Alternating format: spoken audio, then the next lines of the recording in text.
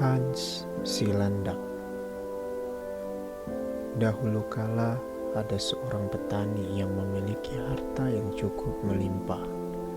Tetapi di balik harta yang melimpah ini, sang petani tidak memiliki anak bersama istrinya. Akibatnya, sang petani sering diejek oleh petani lain ketika sedang pergi ke kota. Setelah sekian kali diejek, akhirnya petani ini marah dan kembali ke rumah sambil berkata ke istrinya, "Kita akan memiliki seorang anak, walaupun itu seekor landak." Dan ternyata doa sang petani dikabulkan. Tidak beberapa lama kemudian, sang istri hamil dan melahirkan. Betapa kagetnya sang petani ketika melihat anaknya yang ternyata memiliki fisik setengah bagian atasnya seorang landak dan setengah lagi manusia. Sang istri yang terkejut pun bilang kalau semua ini akibat doa dari sang petani tersebut. Dalam kesedihan yang mendalam, kedua orang tua ini setuju untuk memberi nama anak mereka Hans si Landak. Banyak hal yang terjadi akibat fisik sang anak yang tidak biasa ini. Ketika sang anak akan dibaptis, pendeta bilang kalau dia tidak bisa tidur di tempat tidur biasa dan harus tidur di dapur. Dia juga tidak bisa menyusui dari ibunya karena akan menusuk tubuh sang ibu dengan duri yang ada di tubuhnya. Akhirnya Hans tidur di dapur selama 8 tahun. Karena tidak tega, sang ayah berinisiatif keluar kota dan membelikan sesuatu untuk anaknya. Ketika ditanya, sang anak bilang kalau dia menginginkan sebuah big pipe atau alat musik tiup khas Skotlandia. Ketika sang petani kembali ke rumah, dia membawakan apa yang istri dan anaknya minta. Hans yang menerima big pipe meminta ayahnya untuk datang ke pandai besi. Setelah selesai, Hans pergi bersamaan dengan berkokoknya ayam dan pergi mengembala dengan ayam tersebut. Di tengah perjalanan, Hans juga bertemu babi dan keledai sebagai teman barunya. Hans pun hidup di hutan bersama teman-temannya. Selama bertahun-tahun sambil tidur di atas batang pohon dan memainkan alat musik pemberian ayahnya, alunan musik Hans terdengar sangat merdu sehingga banyak hewan yang terhibur di hutan tersebut. Suatu hari, ada seorang raja yang tersesat dalam hutan tersebut. Raja tersebut mendengar alunan musik dari Hans dan langsung terpukau.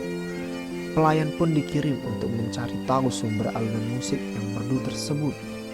Sang pelayan mencari ke sana kemari, tapi hanya melihat seekor landak yang duduk di pohon bersama dengan seekor ayam jantan. Sang prajurit pun bertanya, kenapa Hans duduk di atas pohon, dan meminta Hans untuk memberitahunya jalan keluar dari hutan tersebut.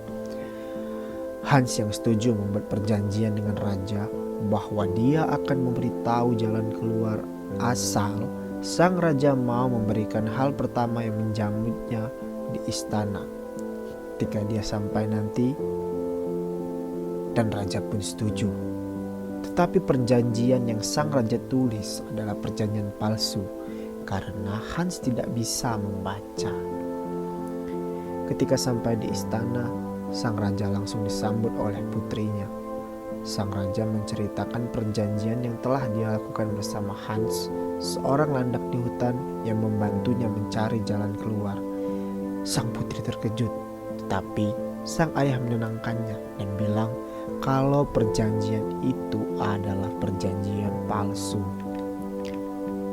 Setelah kejadian ini datang, ada lagi raja yang lain yang tersesat di hutan yang sama. Sang raja kedua ini juga mendengar alunan musik dan meminta prajurit untuk mencari sumber suaranya.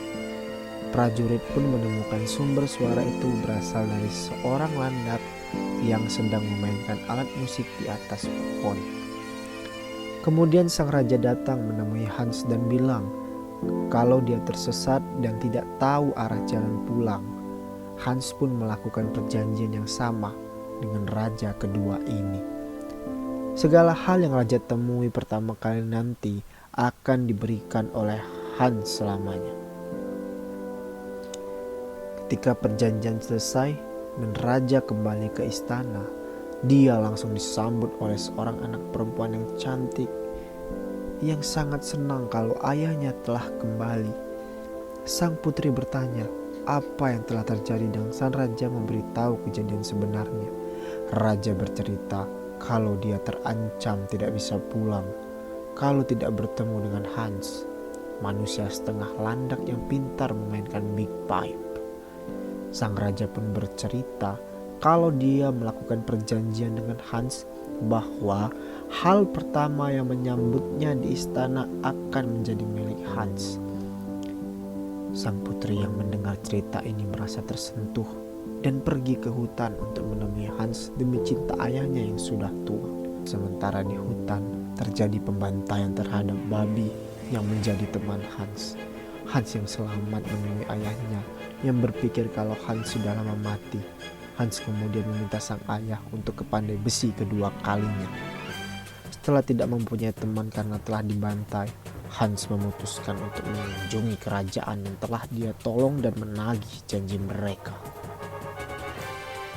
Di kerajaan pertama, saat pertama kali melihat Hans datang mengendari ayam jantannya, Hans langsung ditembaki.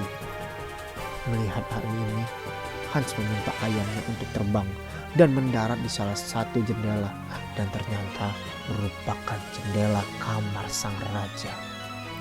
Hans menagih janji sang raja dan mengancam akan membunuh mereka jika mereka tidak menepati janji. Sang raja takut dan melarikan diri bersama sang putri. Ternyata Hans bisa menemukan mereka di perjalanan dan membunuh mereka dengan duri-duri di tubuhnya hingga berdarah-darah. Setelah itu, Hans memutuskan untuk mengunjungi kerajaan kedua. Di sini, dia disambut oleh sambutan yang baik dan diberi hormat. Sang putri terlihat takut ketika melihat Hans, tapi karena dia telah berjanji kepada ayahnya untuk pergi bersama Hans, maka dia bersedia menikah dengan Hans dan mereka makan bersama. Ketika malam tiba, sang putri takut akan tertusuk dari tubuh Hans. Tapi Hans bilang kalau sang putri tidak perlu takut dan meminta agar prajurit berjaga-jaga di depan pintu kamar mereka dan harus membuat api besar. Hans bilang dia akan melepas kulit landaknya dan harus segera dibakar hingga benar-benar habis di lahap api. Ketika jam 11 malam harinya, Hans masuk ke kamar tidur dan benar-benar melepas kulit landaknya. Dan prajurit segera melempar kulit landak tersebut. Hans yang telah melepas kulit landaknya kelihatan hitam seperti batu bara.